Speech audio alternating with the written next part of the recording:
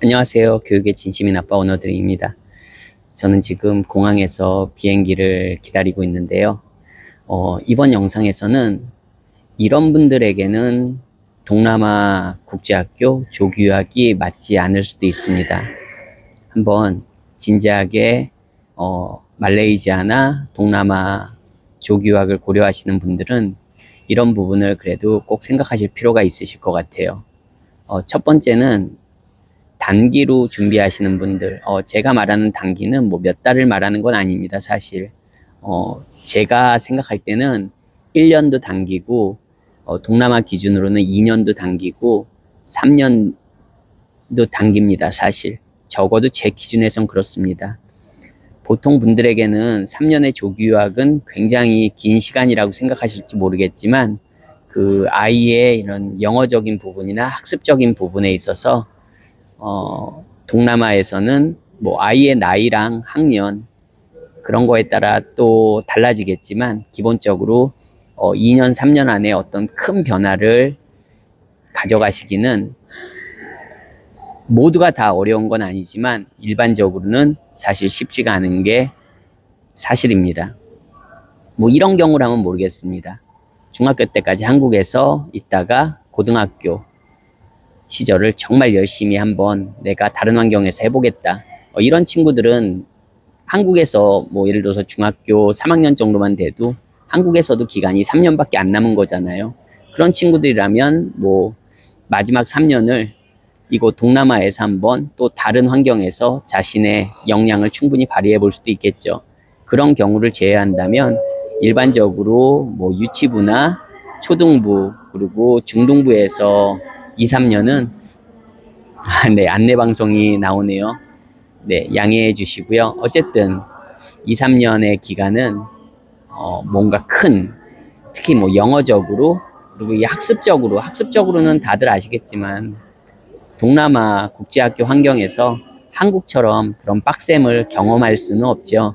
그렇다는 가정하에 한국에 돌아가서도 적응하기가 쉽지 않을 거예요. 그럼 어떤 분들은 아니 그럼 영어권 조기 유학은 뭐 다른가요? 아, 왜 우리 이런 거 있잖아요. 영어권 국가 기준으로는 만약에 아이가 뭐 초등학교 때나 뭐 중학교 고학년이 아니라면 예, 뭐 초등학교 고학년이나 초등학교 과정에서 정말 한 3년 정도 있으면 한국 분들이 그냥 영어를 잘 모르시는 분들이 보기에는 예, 외국 사람처럼 보이게끔 영어를 합니다. 사실 아이들은. 물론 뭐 아이들의 개별적인 또 나이나 성향에 따라서도 약간 달라질 수는 있지만 초등학생 기준으로 영어권 국가에서 3년을 온전히 학교 생활을 했다면 그냥 한국에서 영어 잘 못하는 분들이 볼 때는 그 아이가 영어하면 예, 원어민처럼 들릴 수도 있을 거예요. 그게 영어권 국가의 가장 큰 장점입니다. 근데 동남아 국제학교에서는 뭐 원어민 선생님이 100%다 이렇게 된 학교라고 해도 사실 그렇게 되기가 쉽지는 않습니다. 뭐 제 다른 영상들에서도 몇 번 언급했었지만 영어라는 거는 선생님한테만 배우는 건 아니거든요. 특히 어린 친구들은 그 또래 친구들, 그러니까 학급 친구들이죠. 학급 친구들이랑도 영어를 같이 하면서 습득하게 되고 그렇게 주위 환경으로부터 그리고 자기 그 또래들로부터 습득하는 영어가 굉장히 큽니다, 실제로. 그런 면에 있어서 동남아는 그런 국제학교라고 하더라도 아무리 원어민 선생님이 100%다 갖춰진 국제학교라고 하더라도 그런 한계점이 분명히 명확하게 있습니다.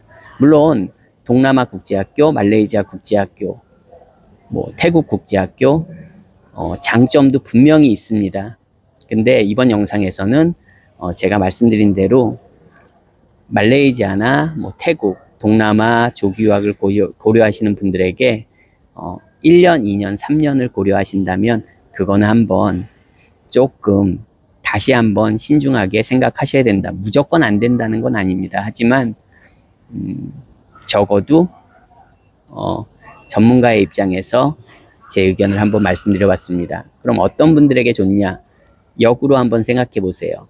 조금 장기간으로 생각하고 도전하실 수 있는 분들, 그리고 아이가 뭐 어리면 어릴수록 또 기회는 많고요. 그러니까 기회가 많다는 건 선택할 수 있는 초이스들이 다양해진다는 거죠. 더 많아진다는 거죠.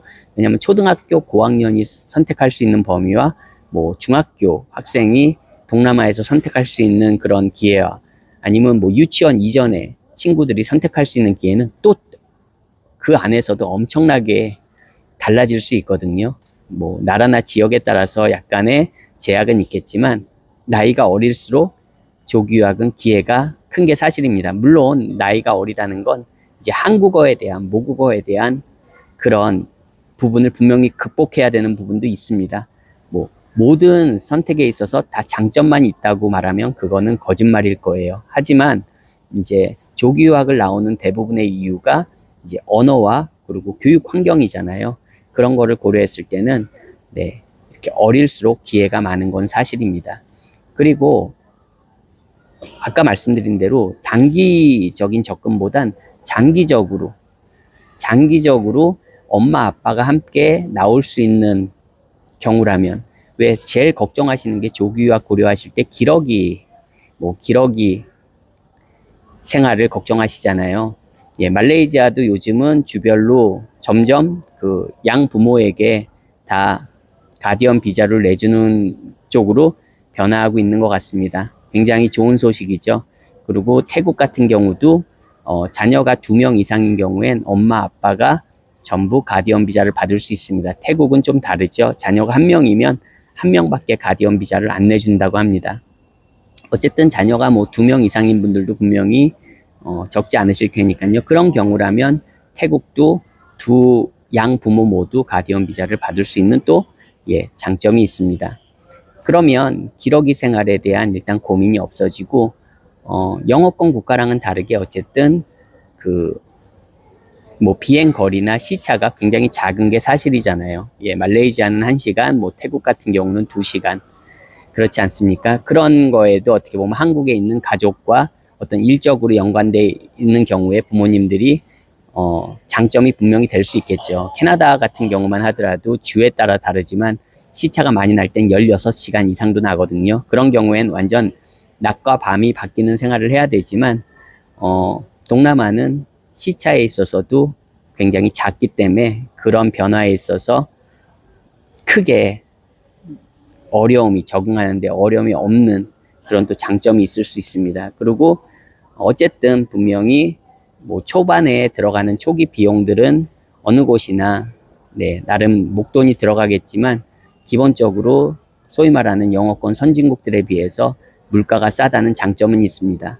물론 학교에 따라서 학비가 영어권 국가보다 훨씬 더 비싼 경우도 적지 않습니다. 물론 그거는 개인 가정의 그런 예산에 따라서 경제적인 상황에 따라서 결정하는 거니까 제가 감히 어떻게 딱 정해드릴 수는 없을 것 같습니다.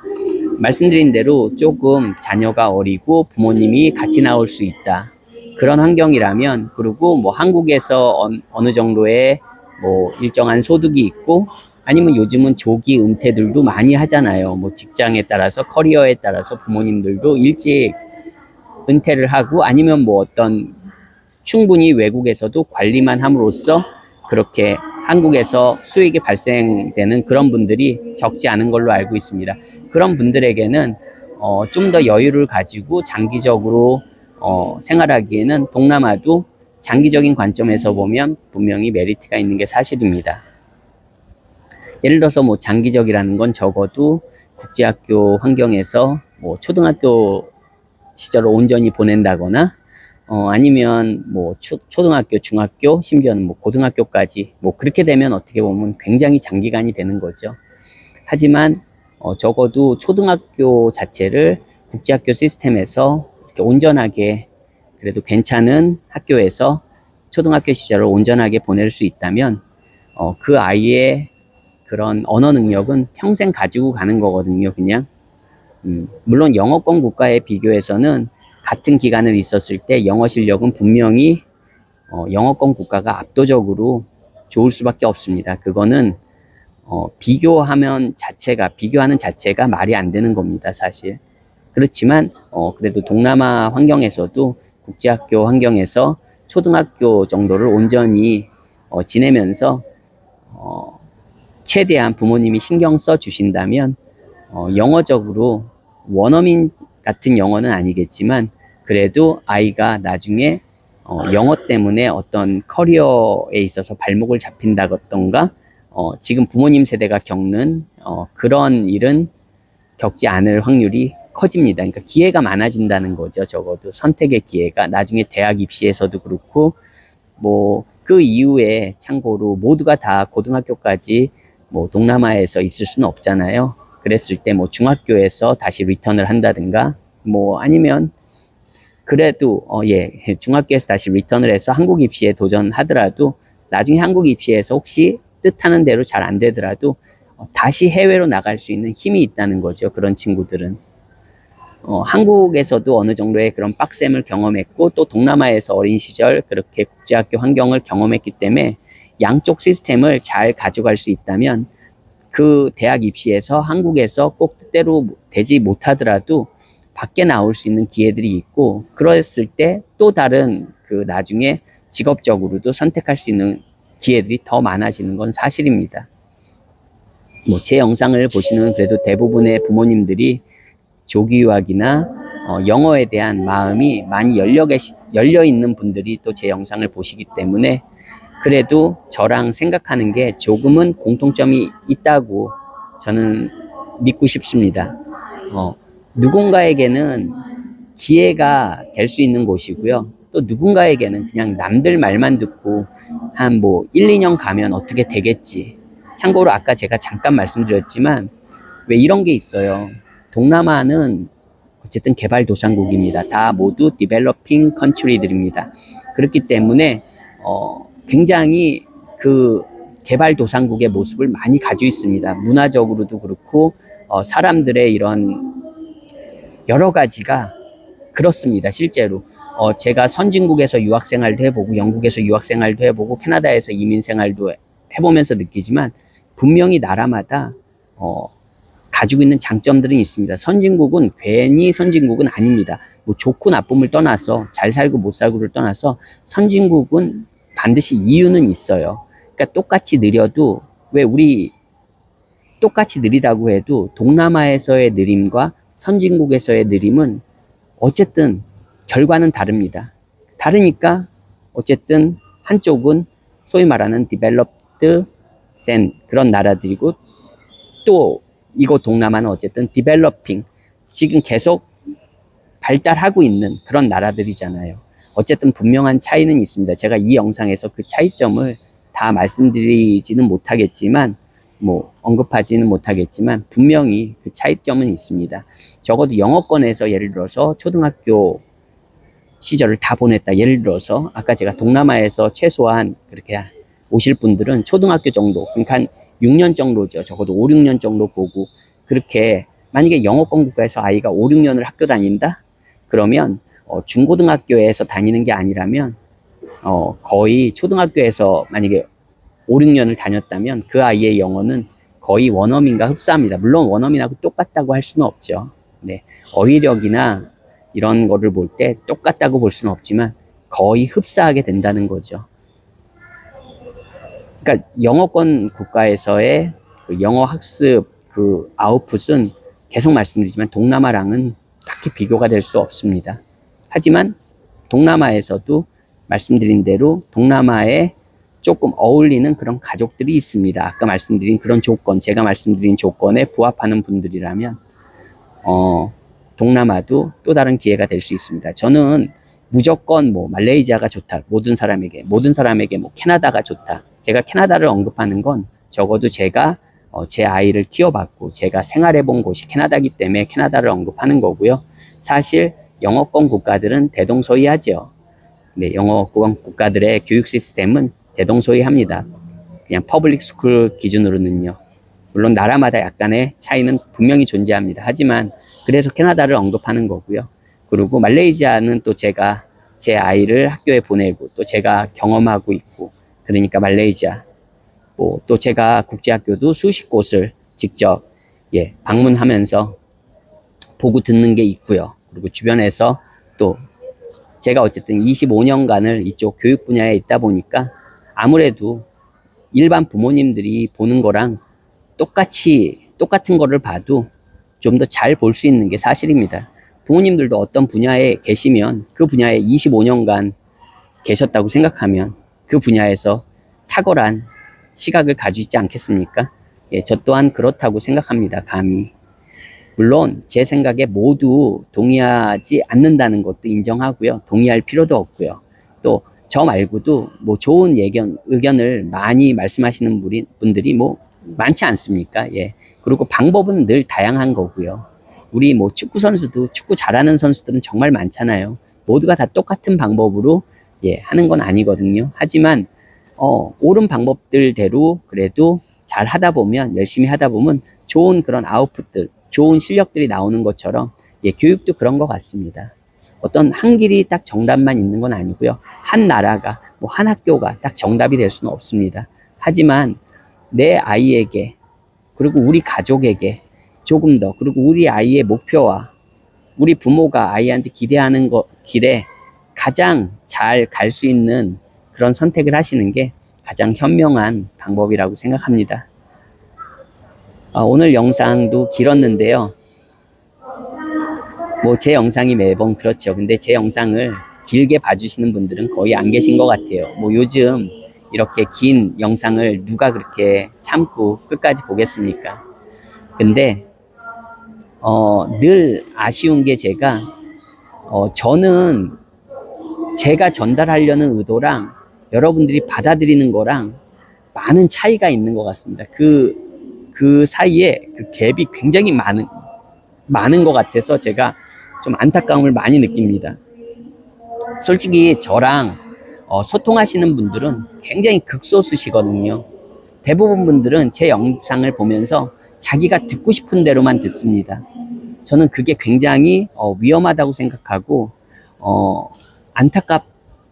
안타깝습니다. 하지만 뭐 제가 여러분들에게 제가 접근할 방법은 이 영상밖에 없습니다. 그렇기 때문에 적어도 제 이야기에 공감하신다면 저 사람이 얘기하는 포인트가 뭔지를 한번 잘 생각해 보시고 잘못 오해해서 받아들이시는 분들 그로 인해서 잘못 이해하고 받아들이면 좋은 그런 결과가 나오기가 힘들죠. 예. 근데 그런 경우들이 있는 것 같아서 그리고 그런 분들일수록 아무래도 네. 저 사람 영상 보고 그렇게 했는데 이게 뭐지? 근데 그런 분들이 저랑 직접 얘기해 본 분들이라면 그런 얘기를 하지는 않으실 것 같거든요. 적어도. 그런 부분이 늘 안타까운 마음입니다. 하지만 뭐 제가 모든 거를 다